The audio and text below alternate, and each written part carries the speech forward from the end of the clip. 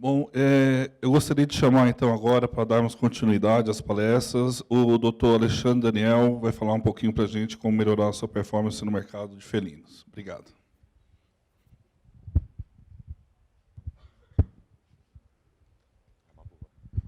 Não, é uma boa dar uma baixada.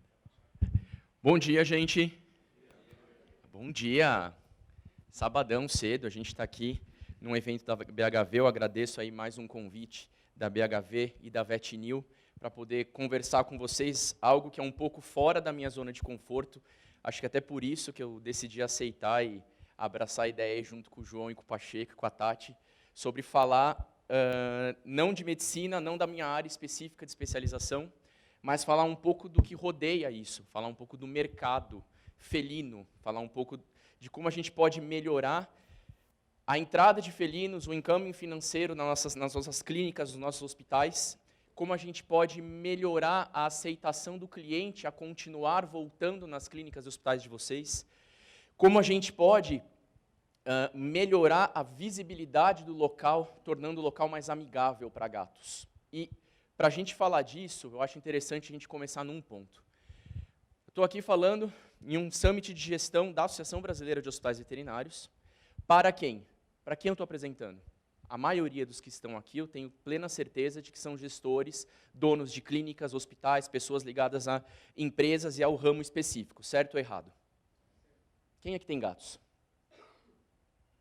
Poucas mãos, hein? Ali já me surpreendeu, ali as mãos nunca levantavam e agora levantam, isso já me surpreende bastante. Um ponto importante para a gente entender a mente do dono do gato e quem tem gatos é ter um gato. Isso é completamente diferente de ter um cão e isso muda muito a perspectiva de como a gente vai entender a entrada dessa espécie nova nos nossos negócios. Outro ponto interessante, qual a percepção de mercado que vocês têm frente ao gato como paciente, como cliente? Maior ou menor do que nos últimos 10 anos? Quem aqui clinica há mais de 10 anos? Quem aqui faz a gestão de um local há mais de 10 anos? Compare o quanto de gatos vocês tinham entrando 10 anos atrás nos seus negócios versus hoje. O que vocês acham? Está aumentando? Vocês acham que é um aumento percentual médio de quanto? Eu tenho alunos dos meus cursos, da parte médica, que já dizem que o aumento já é quase 50%. Ele já tem quase um cão para cada gato entrando, principalmente em locais com uma população aí acima de 150, 200 mil habitantes, as cidades. Como a gente está falando de São Paulo, capital, muitos locais hoje já têm estatísticas de que a gente tem já um gato para cada cachorro como clientes, nos grandes hospitais. Então, ele está aumentando muito. E eu vou trazer aqui para vocês alguns dados e alguns números relacionados a estatísticas muito mais fidedignas que nós temos fora do Brasil, especialmente América do Norte, mas que usualmente a gente consegue trazer esses números, essa realidade para o nosso mercado. Não necessariamente no que acontece hoje no nosso panorama, mas o que vai acontecer ainda. Tá? Em 2006, a gente tinha uma estatística muito legal da APA, que é a Associação Americana de Produtos PET, que existiam 600 milhões de gatos no mundo, e o mundo naquela época, 10, 12, 13 anos atrás, tinha 6,6 bilhões de pessoas. A gente tinha mais ou menos um gato para cada 10 humanos no planeta. Em 2017, a maior população de gatos do mundo era a população de gatos americanos. Os americanos, em 2017, tinham quase 95 milhões de gatos entre os seus animais de estimação. E era a população predominante. Os Estados Unidos foi a primeira população onde o número de gatos sobrepujou o número de cães como pets desde a década de 90.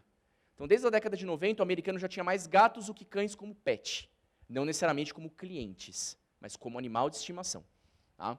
Quase 70% das casas americanas tinham pelo menos um pet, sendo que eles tinham quase 50 milhões de casas com um ou mais gatos. Quase 40% da população americana tinha pelo menos um gato, onde a média estatística que nós tivemos até 2017 era de mais ou menos 2 gatos por residência. Então, dificilmente, assim como a gente tem aqui, as casas que têm gatos têm um gato só. Quem é dono de gato sabe. Quem aqui é dono de gato e tem um gato só? Olha como o número de mãos já diminuiu muito. Isso vale para os nossos clientes, isso vale para uma estatística em nível mundial. Outros países também têm uma estatística parecida, como Reino Unido, eles têm, cada 4 famílias, uma tem gato. Então, 25% da população inglesa tem gatos. E não só a Inglaterra, mas também França, Alemanha, outros países europeus, com exceção de Espanha e Portugal, já têm mais gatos do que cães como pets. Isso é uma tendência mundial. Tá? Especialmente os países considerados países de primeiro mundo têm essa tendência de ter mais gatos do que cães há anos já. Aqui é também da APA, um gráfico mostrando que a partir da década de 90, nos Estados Unidos, a gente já tem mais gatos do que cães como pet. E a tendência disso foi só aumentar. Tá? Outros países, como por exemplo Inglaterra, França e Alemanha, Inglaterra, desde o início dos anos 2000, já tinham mais gatos do que cães, ainda na década de 90 o cão era predominante. Tá?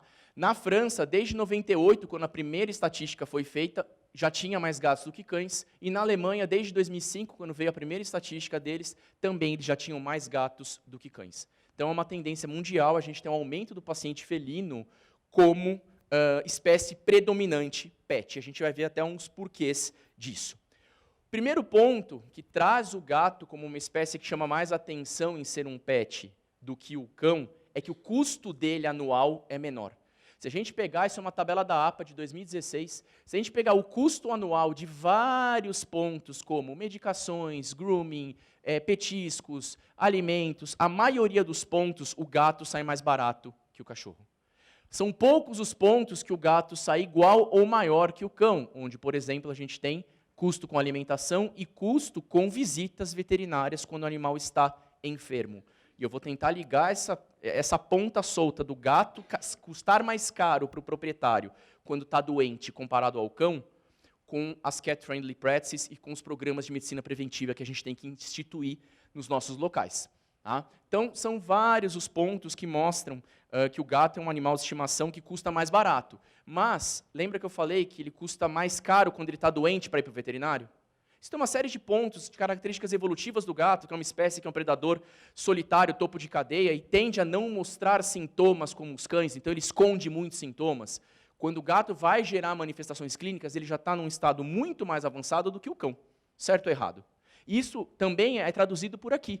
Nesse ano de 2016, em média, os gatos tiveram 2,2 visitas veterinárias ao ano, enquanto o cão teve quase 3 visitas ao ano. Ou seja, o cão vai mais no veterinário. Talvez seja por isso que ele custe menos quando ele está doente.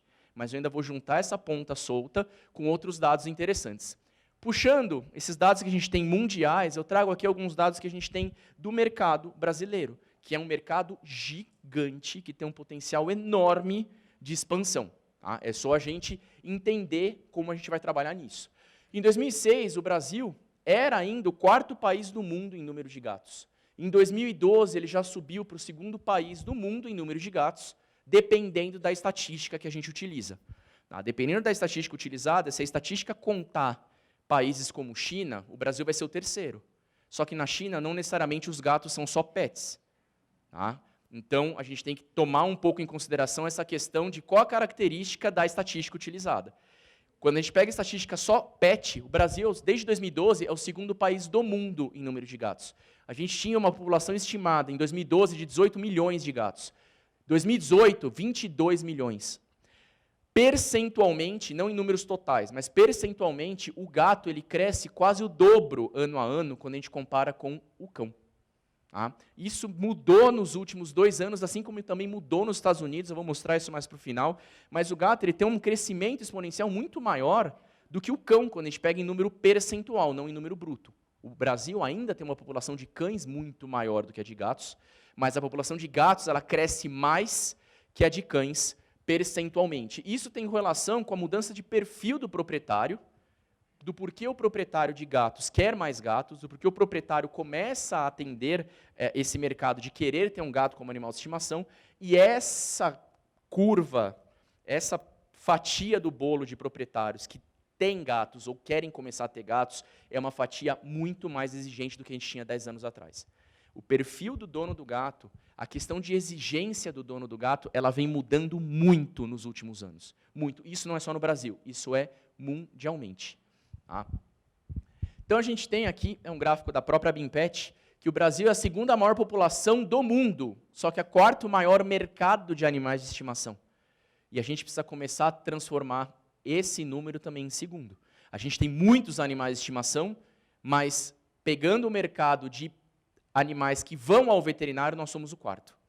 Tá? Ou seja, a gente tem um potencial muito maior de aumentar esse número. Para vocês terem uma ideia, aqui é uma reportagem de 2014 de uma revista especializada em varejo, somente com dados de mercado de varejo, mostrando que a variação de venda de 2009 para 2010 de ração para gato, qualquer ração, tá? Especialmente as que são veiculadas em varejo, cresceu quase 14% de um ano para o outro, enquanto a de cães cresceu só 3,2%. Ou seja, a gente tem um crescimento muito grande, um aumento muito grande do gato como animal de estimação no Brasil, especialmente em regiões como Norte e Nordeste. O gato cresce muito mais em Norte e Nordeste do que ele cresce em Sul, Sudeste. Tá? E por que isso vem acontecendo? Cada vez mais, o estilo de vida humano, o estilo de trabalho, de relações profissionais, relações pessoais da população humana vem mudando demais nos últimos anos. Isso faz com que as pessoas, infelizmente, elas tenham cada vez menos tempo para se dedicar para um pet e também para se dedicar não somente a um pet pensando em saúde, mas pensando em vivência. E cada vez mais as pessoas estão vivendo cada vez mais sozinhas. Tanto que a gente tem hoje embalagens de pão com 4 unidades, pão de forma. Isso não era nem pensado 10, 15 anos atrás. Hoje já existe. Porque a gente tem um número cada vez maior de pessoas morando sozinhas. O gato ele se torna a espécie perfeita de estimação, por isso que é uma espécie em ascensão. É uma espécie que se adapta a espaços pequenos. Eu consigo muito mais facilmente ter um gato nos apertamentos que nós temos hoje, de 30, 38 metros quadrados, do que comparado a ter um cão num espaço similar. Eles não precisam de passeios diários. Os cães, em sua maioria, vão precisar. Eles usam a caixa de areia, eles têm um hábito de higiene muito melhor do que o cachorro. Eles têm uma expectativa de vida maior. Sabidamente, o gato, desde que bem cuidado, ele tem uma expectativa de vida mais longa do que o cão. Eles demandam um menor tempo para cuidado, para grooming, para banho. Na verdade, eles não precisam de banho, na maioria das situações.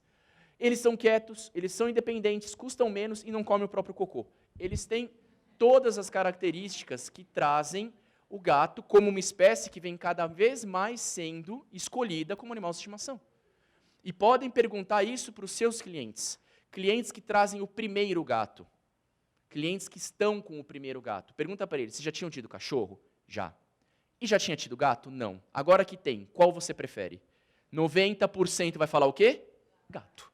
90%, tranquilamente, isso é uma estatística minha. E eu pergunto isso para todos os meus clientes que estão trazendo o primeiro gato. Se é o primeiro gato deles. Estão trazendo o primeiro gato para mim, se é o primeiro gato deles, e essa perspectiva.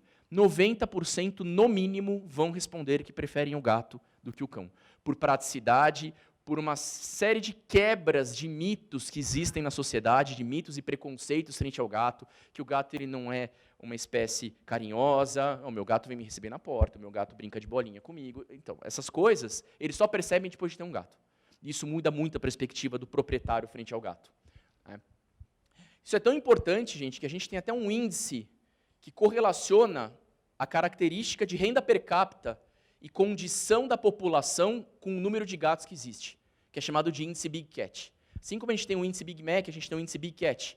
E é um índice que ele mostra quanto mais gatos, quanto maior o percentual de gatos relacionado ao percentual de cães na população, ou seja, quanto mais gatos eu tenho frente ao número de cães, maior é a renda per capita do país.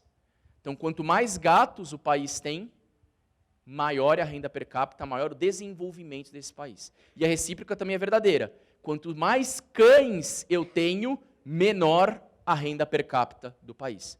E isso está totalmente relacionado com verticalização, isso está totalmente relacionado com característica de estilo de trabalho, de estilo de investimento no local. Por isso que eu comecei falando que a maioria dos países do hemisfério norte já tem mais gatos do que cães. Isso está totalmente relacionado com industrialização e com o tipo de estilo de vida das pessoas. Isso é muito importante também para a gente. E ele já vem sendo, por diversos meios, considerado o pet do século XXI. O gato vem sendo cada vez mais considerado. Isso eu vou mostrar no final, que talvez mude em virtude dos millennials, dos millennials. Está mudando um pouco a característica do mercado americano, eles já estão sentindo isso. Vou deixar isso mais para o final. No entanto, embora o gato venha se mostrando cada vez mais um potencial paciente, um potencial pet, perdão, ele não vem se mostrando um potencial paciente, muito pelo contrário. Tá? E mundialmente, aqui eu estou trazendo uma estatística americana, que esse aqui é do ano de 2006, se eu não me engano. Embora o gato correspondesse a quase 60% dos animais de estimação, ele só correspondia a 30% dos clientes de clínicas que atendiam cães, gatos, e às vezes cães, gatos e silvestres. Ou seja, eu tenho 60% da população correspondente a gatos, mas eu não tenho 60% da minha clientela de gatos. Eu tenho metade disso. E quando a gente pegava a entrada financeira nos hospitais e clínicas, isso aqui é um dado da VMA, tá? Nos hospitais e clínicas, só 20% do rendimento anual de um hospital correspondia ao gato, sendo que 60% da população é de gatos. O porquê isso acontece? E vocês podem ver que isso também acontece nas nossas clínicas. Tá? O porquê isso acontece? Na Espanha, que um dado de 2010, tá? 42% dos gatos na Espanha, dos pets na Espanha são gatos. Só que só 15% dos clientes da clínica são gatos. Então, eu tenho 40% da população geral de pet sendo gato, só que só 15% da população que entra na minha clínica é de gatos. Por que isso acontece? Aí entra a questão da gente começar a entender que o gato é uma espécie que vai muito menos ao veterinário do que o cão. Em média, o gato ele tem quase 3 transações, seja em visitas ou em compras ou em ida do cliente ao veterinário por ano nos hospitais, enquanto o cão, isso chega quase a mais de 5. O gato ele tem uma entrada muito menor na clínica, seja com o proprietário, seja pelo proprietário. E por que isso acontece? Aí eu vou colocar vocês com essas informações linkados com a origem desse termo que hoje é tão falado no meio médico, que são as cat-friendly practices. Embora a gente veja muita gente falando em palestras, vamos falar de cat-friendly practice. Cat-friendly practice é um nome de um programa patenteado pela Associação Americana de Medicina Felina. Esse é um programa patenteado e é legal a gente entender o porquê que ele surgiu. Porque ele ter surgido tem tudo a ver com essa relação de ter muitos gatos no meio, mas ter poucos gatos entrando nas clínicas e trazendo dinheiro para a gente. Tá? Em 96, Estados Unidos tinha quase 60 milhões de gatos. Em 2006, isso subiu para mais de 81 milhões. Tá? Então a gente teve um crescimento de mais de 21 milhões de animais em uma década. 96, 2006. No entanto, a Associação Americana de Veterinários e a Associação Americana de Hospitais para Animais, a AHA, eles perceberam que de 2001 para 2006, ou seja, na metade dessa década, eles tiveram uma diminuição de 11% nos atendimentos de gatos. Ou seja, eu ganhei 21 milhões, minha população aumentou 25% em uma década, mas os meus pacientes felinos diminuíram 10% em meia década. Por que isso está acontecendo? Eles começaram a perceber em 2006 que as estatísticas que eles tinham é de que os donos de cães levavam 2 vezes mais o cão ao veterinário do que o gato. Só 64% dos gatos tinham ido ao veterinário no último ano, enquanto 83% dos cães tinham ido na mesma situação no último ano. Cerca de 33% dos shelters, dos abrigos, não procuravam um veterinário para vacinar, conseguiam comprar vacina por outras vias e vacinavam sem a supervisão de um veterinário os seus próprios animais. Enquanto os shelters de cães, isso acontecia em 13%. 72% dos gatos não tinham ido, ou melhor, tinham ido menos de uma vez no último ano ao veterinário, enquanto isso só acontecia com 40% dos cães. Por que eu tenho o gato crescendo tanto no meio, mas como paciente dentro das clínicas dos hospitais, ele vem baixando tanto?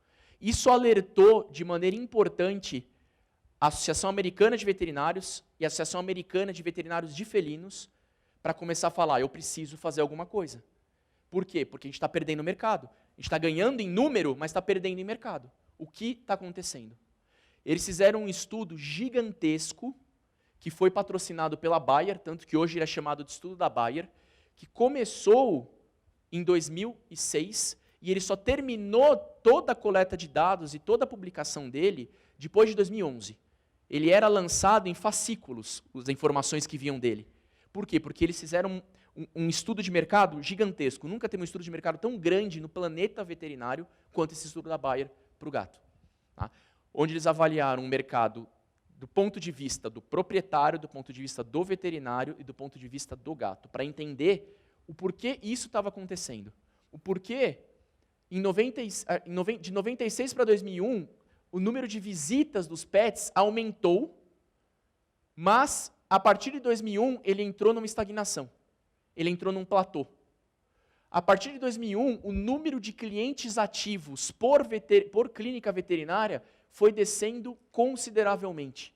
O número de pacientes que o veterinário atendia na semana também, a partir dos anos 2000, começou a baixar bastante. E o número de novos clientes nas clínicas também começou a baixar a partir de 2001. Então, tinha um mercado que estava crescendo muito, mas dentro das minhas clínicas isso não acontecia. Eu comecei a perder mercado. Eu tive um déficit de mais de 10% em 5 anos. Isso, no mercado, é muito grande. Isso é muito preocupante. Tá? Quando a gente avaliar o número de visitas, até 2001 ela deu um boom. Depois de 2001, começou a cair vertiginosamente. Isso aqui é o número de consultas, o número de entradas de gatos total nos Estados Unidos. Então, faltam 3 zeros. Então, pode colocar mais 3 zeros aqui no final. Então, de 70 milhões de consultas que aconteceram no mercado americano em 2001, isso baixou para 60 milhões em 2011. Numa população que está aumentando em número de pessoas, número de gatos, eu tenho uma diminuição dessa magnitude, maior que 10%. Fala, o que está acontecendo? Esse estudo daria para a gente falar uma manhã inteira só sobre ele, denotando ponto a ponto. Então, para dar uma resumida nele, o que a gente tem de conclusão desses estudos? Primeiro ponto, o proprietário do gato, ele não tinha noção do que era medicina preventiva. Vocês acham que só aqui não existe essa noção? O mercado americano, em 2000, 2005, 2006, 2010, eles não tinham noção do que era medicina preventiva também. O que é medicina preventiva? Quem de vocês tem programa de medicina preventiva instalado na própria clínica ou hospital? Onde todos os veterinários falam a mesma língua e têm os mesmos planejamentos de que tipo de exame eu tenho que fazer periódico para cada faixa etária e por quê? Para todo mundo falar a mesma língua. Alguém de vocês tem? Um veterinário americano também não tinha. E o proprietário, em virtude de não ter isso orientado no website, no Facebook ou onde seja, ele não sabia o que é medicina preventiva. Ele só achava o quê? Que o veterinário tinha o papel de atender o animal doente e não que o atendimento do animal não enfermo também é uma especialidade e que tem que ser implementada nos hospitais e clínicas. Esses pacientes sem medicina preventiva, eles só chegavam no veterinário doente. O veterinário perdia a chance de avaliar e diagnosticar quadros crônicos antes dele agudizar. Com isso, o paciente chegava num pior estado, o proprietário não tinha verba para fazer tudo o que precisava, a taxa de eutanásia era enorme, mesmo em um quadro que poderia ser revertido, e aí você perdia o cliente e ficava denegrido, além de ficar com aquela sensação de eu podia ter feito e não fiz. Tá? Eles avaliaram nesse estudo que se um proprietário pega um gato e leva ele ao veterinário anualmente por 10 anos, e você pegar o quanto ele gasta nesses 10 anos, indo anualmente ao veterinário, e colocar no melhor investimento que você tenha, com a melhor taxa de juros, você não cobre o proprietário que fica sem levar o gato ao veterinário por 10 anos, e quando o gato empipina, ele vai procurar um atendimento de emergência. Esse valor anual, no melhor rendimento, não cobre o gato com 10 anos de idade está indo a primeira vez doente na clínica. Ou seja, o prevenir é melhor que remediar e sair mais barato. Sai mais barato e melhora a qualidade de vida do gato, melhora a qualidade de vida do proprietário fazendo a medicina da forma correta. Com esse monte de paciente que só ia procurar o veterinário doente, e a gente tinha muitos quadros que poderiam ser revertidos, tendo eutanásia solicitada por falta de verba, eles começaram a ter uma taxa de burnout cada vez maior. E eles começaram a registrar mais casos de suicídio no veterinário americano depois de 2004, 2005. Então, está tudo relacionado, gente, está tudo linkado. A baixa complacência do gato e do pet como paciente nas clínicas, com uma baixa taxa de medicina preventiva, está associada com uma pior qualidade de vida para o proprietário e para o veterinário também. Tá? Além disso, se eu não faço uma medicina preventiva, eu não crio um vínculo com o meu cliente. Aquele cliente que eu atendo o gato dele desde bebezinho, e ele vem ano a ano, ele cria um vínculo com o veterinário, ele cria um vínculo com a clínica, ele traz outros pacientes para você.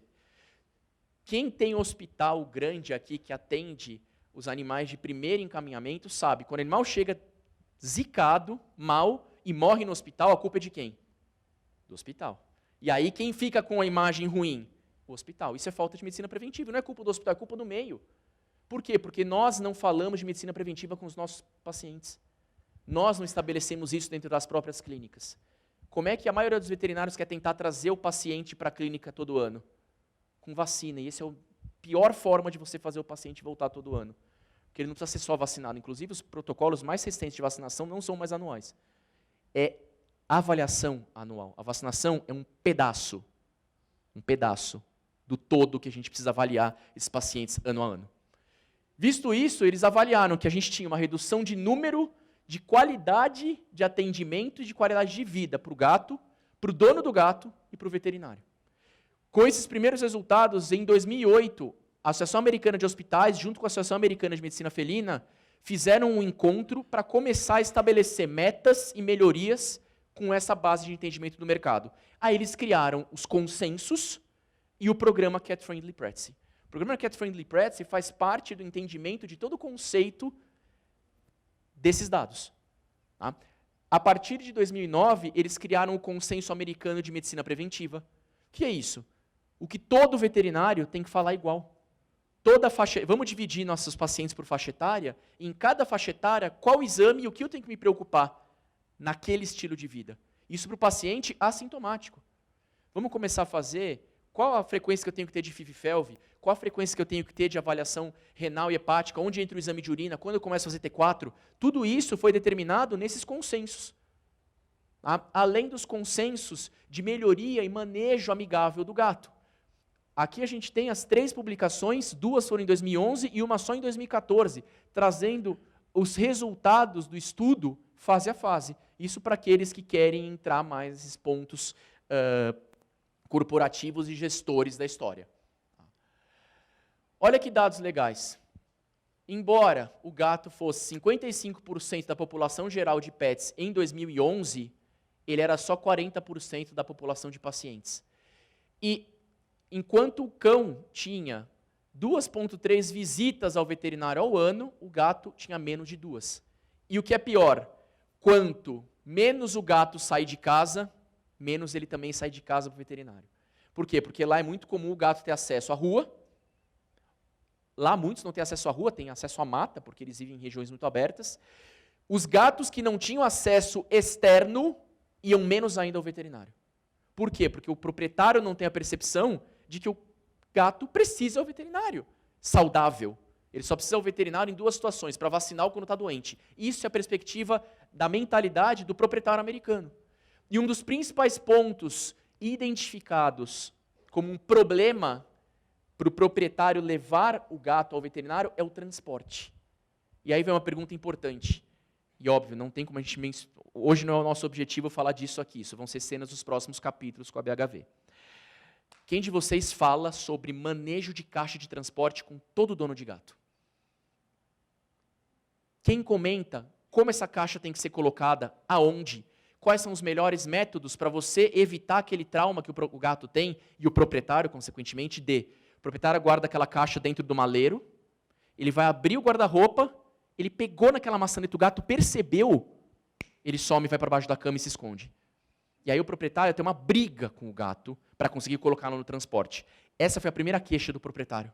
Como eu levo ele para a clínica? É tão estressante eu levar ele para a clínica que eu desencano. Isso é erro de manejo.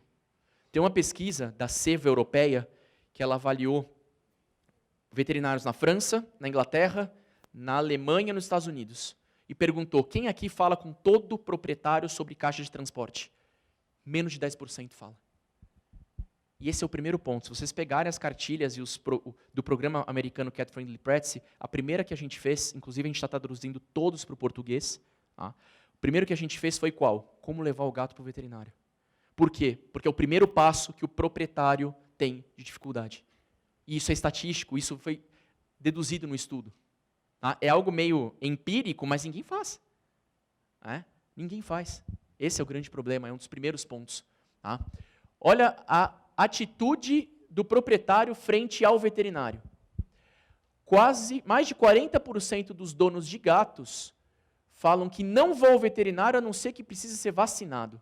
E quase 60% dos donos de gatos dizem: meu gato odeia o veterinário. Odeia. É tão estressante quando ele vai para o veterinário que um monte de gente pega, estica, ele grita, ele se urina, ele se defeca no transporte, ele tem que ser sedado. A atitude da equipe frente ao gato é tão ruim que eu prefiro não voltar mais. 60% da população americana acha isso, gente. Vocês acham que isso acontece aqui? Bastante. Bastante. Tá? Enquanto 86% dos cães tinham ido ao veterinário no último ano, só 64% dos gatos tinham ido. É quase 20% a menos. E uma coisa também que assusta, quanto mais velhos os gatos vão ficando, menos eles vão indo ao veterinário. O que deveria ser completamente o contrário. Por quê? Porque ele está ficando velho. E uma série de alterações que são secundárias são esperadas na terceira idade, doença articular degenerativa, doença renal crônica, doenças intestinais, gastrointestinais crônicas, elas não são diagnosticadas porque acham que não precisam levar. Ou não tiveram uma conversa boa na medicina preventiva para entender alguns sintomas que já deveriam trazer precocemente esse paciente. Por exemplo, Alexandre, você falou 10 anos para mim que meu gato precisava tomar mais água. Gatos são maus bebedores de água. Você falou 10 anos que ele precisava tomar mais água. Finalmente ele aprendeu. Agora ele está tomando um monte de água. E para o proprietário isso é normal. Olha, ele demorou 14 anos para aprender que não era para subir na mesa. Agora ele não sobe mais. Ele não sobe mais porque ele tem dor. Não é porque ele aprendeu. Só que isso, se não é conversado com o proprietário ano a ano, passa batido. Passa batido e a gente acha o quê? Que não é nada. A gente não, o proprietário. Principais conclusões desse estudo da Bayer. A gente precisa melhorar a qualidade de atendimento para o gato. Muitos proprietários não gostam do atendimento. Por quê? Porque as pessoas atendem o gato como se fosse um cachorro pequeno. Isso não é a forma certa de trabalhar. E muitos dos clientes também não gostam dos ambientes veterinários. Por quê? Porque são ambientes voltados especificamente para cães, onde a espécie predominante é cão. Não somente na arquitetura, mas também na parte visual. Tem muito mais quadrinho, figurinha, coisinha bonitinha, tchuk-tchuk, de cachorro, do que de gato na parede. E o dono de gato, ele é um tipo de proprietário que ele percebe esses detalhes. Tá? A gente tem que individualizar o gato como paciente, tem que ter atualização e reciclagem contínua, mas isso não é o único importante. Isso é muito importante, mas é também importante passar a segurança para o gato como paciente, para ele estressar menos dentro da clínica.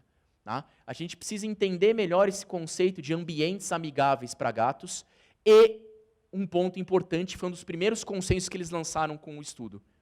Vamos colocar protocolo de medicina preventiva para todo mundo de maneira igual. Tá? Para todo mundo de maneira igual. Todos os segmentos eram prejudicados. O segmento de proprietário, do veterinário e do gato. E entender essa perspectiva individual por segmento é importante. Tá? Então, primeiro ponto, perspectiva do cliente, segundo esse estudo da Bayer, e eu acho que dá para a gente puxar muito isso para cá. Tá? Ele já tem dificuldade em colocar o gato na caixa. Ele tem medo de magoar o gato com a ida ao veterinário. Podem conversar com seus clientes. Muitos falam, nossa, ele vai ficar sem falar comigo o resto do dia. Não falam? Falam sim. E muitos têm medo do comportamento do gato na clínica. Já chegam falando, olha, ele dá trabalho, ele faz eu passar vergonha, ele machuca o veterinário. Isso tudo já vai fazendo você se blindar. E às vezes você acaba exagerando na contenção e na lida com esse paciente de maneira totalmente desnecessária. Mas eles falam isso, e isso é a perspectiva deles. Eles têm medo da atitude da interação da equipe veterinária com o animal. Por quê? Porque eles têm traumas passados com o veterinário. mais da metade dos clientes que vai menos ao veterinário com gato, ele vai menos não porque ele quer ir menos, mas porque ele tem medo de como o gato vai ser tratado. Porque das últimas vezes que ele foi tão destratado, contido de maneira exagerada, agarrado, esticado, chama mais 2, 4 negros para segurar um gato, que ele não quer mais ver isso. Ele não quer mais ver o gato berrando desesperadamente, ele não quer mais ver o gato urinando de tanto estresse, ele não quer mais ver o gato claudicando por 3 dias depois da coleta de sangue por uma contência exagerada. Então ele fala o quê? Cara, não vou. Eu vou para quê? Para ver isso? Eu vou gastar para o meu gato ficar desse jeito e depois ele fica 3 dias sem conversar comigo? Não vou. Eu vou para lá para quê? Para ficar numa recepção que o cachorro fica na cara dele latindo e fungando na caixa de transporte, e quando eu chego em casa, os meus outros gatos cacetam ele? Por quê? Porque um ponto importante de quando você sabe que um gato tem outros em casa, é você orientar o proprietário em como você vai reintroduzir esse gato depois da visita na clínica. Especialmente com o gato sendo manipulado ou medicado, porque isso muda o cheiro dele, isso muda completamente o reconhecimento dele no meio do grupo. E quem não conversa sobre isso, está perdendo o cliente. Assim como quem não conversa sobre a caixa também. Então tem uma série de pontos importantes. E muitos espaços são pouco preparados para receber o gato. E cada vez mais, as empresas que percebem o crescimento do gato como espécie predominante, já investem nos seus espaços específicos. Tá aqui o Rubem que não me deixa mentir. Há anos a gente já tem lá no laboratório dele uma sala específica para coleta de gatos. E isso faz, quanto tempo faz que a gente planejou isso aí? 7 anos atrás. Eu ajudei eles no planejamento. 7 anos atrás. Isso não faz diferença hoje? Total. Então, os espaços precisam ser melhor preparados, assim como as pessoas também. Você pode ter o melhor espaço, se você não tiver uma pessoa capacitada, não vai dar certo. E vice-versa. Então, essa é a perspectiva do cliente. Do veterinário, qual a perspectiva? Óbvio, primeiro ponto. Eu vou receber aquele gato monstro. Vou receber aquele demônio. Esse é o primeiro ponto. Medo de receber pacientes de difícil manuseio, medo de se machucar, e os donos de gato não são fáceis. Então, esses são receios que acontecem usualmente. O veterinário precisa entender melhor qual o limite que o gato tolera e qual a influência do estresse frente a vários pontos de parâmetros fisiológicos e hematológicos. Mas a mais importante é a perspectiva do gato. Essa é a perspectiva mais importante. Sempre que eu estou em algum curso, em alguma aula, palestra, e as pessoas me perguntam alguma coisa referente ao gato, eu falo, pense na perspectiva dele para responder. Isso vale para a parte nutricional, vale para a parte de comportamento, de avaliação de grupo, tudo. Pense na perspectiva do gato. Essa é a mais importante, que vai te ajudar a modificar a sua equipe, vai te ajudar a modificar a sua clínica, vai ajudar a modificar a sua conduta com a espécie. O gato tem medo da caixa, ele tem medo do transporte, ele nauseia, ele urina, defeca dentro da caixa. Toda a experiência de transporte para o gato, na maioria das vezes, é estressante. Ou seja, ele é que tem que ser levado em conta. Pontos que dá para a gente rapidamente citar aqui. A questão, ninguém fala com o veterinário sobre como manejar a caixa em casa, muito menos no carro. A gente tem protocolos de feromonoterapia para minimizar o estresse de transporte. O cara pega e coloca o gato na caixa de qualquer jeito, deixa ele virado para a janela, ele está no transporte, o gato está assim, olhando os postes passando, ele nauseia e vomita, aí ele chega tudo melado. Gente, é um gato, eles odeiam isso, eles odeiam se sujar. Tudo isso, todas essas experiências aversivas, elas vão se somando. Aí chega lá na clínica, ele está fazendo ele está rosnando para você, o que as pessoas falam? É um gato. Gato é foda, né? É o que as pessoas falam. Né? E elas não veem toda a perspectiva que traz esse paciente para você assim. Eles chegam para a gente estressados. A gente tem que tentar tornar a experiência o menos estressante possível pro proprietário e pro gato. Para o cliente, tão importante quanto conhecer a medicina felina é a gente ter carinho e uma excelente habilidade de manejo com o gato. Entender o que torna o gato um gato. é a questão de perspectiva. Tá? A perspectiva do gato é importante. É uma espécie predadora topo de cadeia. A biologia evolutiva do felídeo é totalmente diferente de todas as outras espécies. A gente tem 38 espécies de felídeos na natureza. 37 silvestres e o gato doméstico. Só o leão vive em bando. O resto são animais solitários, animais metódicos e monótonos, que não gostam de mudança de rotina, não gostam de perder o senso de controle da situação. Permitir senso de controle e permitir esse entendimento da espécie faz toda a diferença. Tá? Ele tem uma série de comportamentos inatos que vêm dos grandes felídeos e se mantém, porque o gato é uma espécie muito menos tempo domesticada do que o cão. O gato não tem 10 mil anos de domesticação, enquanto o cão tem de 50, 70 mil tranquilamente. Ele está de 5 a 10 vezes mais tempo ao lado do humano. Isso já deu muito mais tempo do humano modificar uma série de características fisiológicas, genéticas, comportamentais, raciais do cão, enquanto o gato está igual o primo silvestre dele na natureza. Ele está nessa transição. A gente precisa entender que o gato é uma espécie semissocial. E, no meu ponto de vista individual, não é completamente domesticada ainda. E a gente precisa respeitar tudo isso, olhando a perspectiva do gato. O proprietário do gato quer que o gato seja tratado de maneira única. Mas, para a gente tratar o gato de maneira única, a gente precisa entender a perspectiva do gato como espécie. Entender a influência enorme de comportamento e de órgãos do sentido que a gente tem. Para a gente ter uma ideia, gatos, vamos na natureza, tá? Pegar os pequenos felídeos, os felídeos de médio porte. A maioria deles dorme pelo dia inteiro, porque na savana africana, de onde todos eles vieram, o dia todo o sol está a pino 40 a 45 graus. É inviável caçar nessa temperatura. Eles ficam fazendo o quê? Dormindo.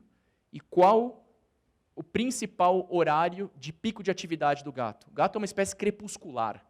É quando o sol está nascendo e quando o sol está se pondo. E à noite, certo? Na casa de vocês, quando que o gato pega fogo? Nesses horários. Isso é evolutivo, isso é da espécie. Não queira mudar dessa forma. Então a gente precisa entender isso. O gato ele tem uma área de captação de odores, de reconhecimento olfatório 10 vezes maior que a nossa em sistema nervoso central. O que a gente sente de cheiro, eles sentem 10 a 15 vezes mais forte. Aí o cara quer fazer o quê? Quer levantar a jugular com 2 pessoas segurando ele em decúbito lateral e encharcar o gato de álcool. Aí até o cara que está colhendo, ele já está lacrimejando, quase chorando, e o gato começa a mexer. Gato é fogo, né, meu? Gato não deixa colher. São essas coisas que a gente precisa começar a olhar pelo ponto de vista do gato. Gato, na maioria das vezes, quando eles estão repousando aonde? No chão ou no topo de uma árvore? Eles estão no alto. É do alto que eles têm a visão e o controle de tudo, porque é uma espécie predadora da sua cadeia alimentar, mas ela pode se tornar presa de cadeias maiores. É uma espécie predador-presa. Tá? Aí, a gente põe ele dentro de uma caixa de transporte, que vira uma caixa de ressonância, que o som fica muito maior, balança muito mais, e quando chega na clínica, o cara põe a caixa onde? No chão, onde tem um monte de cheiro que ele reconhece e a gente não, cães e por aí vai. Gente, gato quando entra na clínica, ele não tem que ir para o chão, ele tem que ir para o alto. Por isso que as clínicas, quando a gente vai adaptar, é banqueta, é puff, é móvel, para o gato ficar no alto e nunca no chão. E já quem recebe na recepção já tem que falar isso. Coloca o seu gato no lugar mais alto e a gente vai abrir a ficha. A maioria das balanças nas clínicas estão onde? É olhar a coisa pela perspectiva do gato. Como eu falei, isso dá para a gente conversar horas e horas a fim.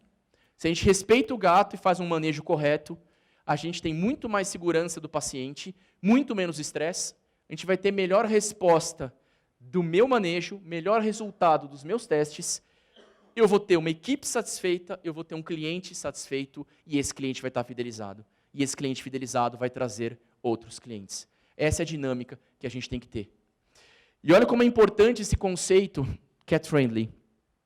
Recentemente, o Instituto Purina, nos Estados Unidos, fez uma pesquisa paralela ao que a APA faz, mostrando que, com essa questão cat-friendly e o proprietário indo cada vez menos associado à modificação do padrão do pet que os millennials querem ter, o gato, nos 2 últimos anos, diminuiu em número e, pela primeira vez desde a década de 90, o cão passou o gato de novo como espécie predominante nos Estados Unidos. Ninguém acreditava nesse número, é algo que eles estão divulgando agora, isso é coisa super recente. Eles agora têm mais de 90 milhões de cães e 86,5 milhões de gatos. Então, Então, pela primeira vez desde a década de 90, o gato, que era a espécie predominante, baixou. Baixou por quê? Por tudo isso que eu falei para vocês, que começou em 2001 e a gente está em 2019 e está reverberando agora. Nessa mudança de conceito, nessa mudança de característica. Por isso que a gente precisa mudar essa questão. A gente precisa entender melhor esse mercado, porque a gente não tem dados tão específicos aqui, mas aqueles que lidam muito com gestão de ambientes muito grandes, as associações, o próprio pessoal percebeu a importância da BHV, percebeu a importância de ter esse tema entre os principais debatidos aí nos summits deles, sobre a importância do mercado do gato, para a gente não deixar isso acontecer aqui. A gente entender melhor a perspectiva do gato, a gente entender melhor a perspectiva do dono, e o que a gente pode fazer para melhorar toda essa questão, e não é coisa de um mês, isso é trabalho de formiguinha. Isso é algo de investimento de médio e longo prazo. Tá? Eu vou parar por aqui para a gente não atrasar mais. Eu agradeço a presença de vocês, e a gente vai deixar as perguntas para a mesa redonda do final. Tá ok? Obrigado, gente.